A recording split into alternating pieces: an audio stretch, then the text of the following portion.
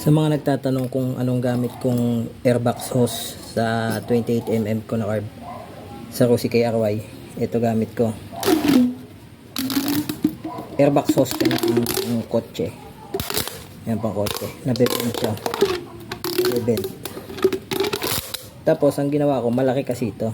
63mm. Ang ginawa ko, may stock ako na uni air filter. Ito siya. Pinutol ko lang tong pinakadulo.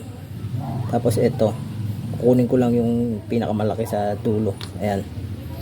Sukat na siya dito. Ayan. Oh, fit na fit siya. Tapos sasalpak mo dito, fit na fit din yan. Ayan oh, airtight yan. Tapos yung kabilang dulo naman pag sa airbox, wala na tayong choice kundi palakihan yung butas. Yung kasya lock to. Tapos isil nyo na lang ng glue stick. Ito na finished product na ikabit ko na. Ayan, naka big carb ako.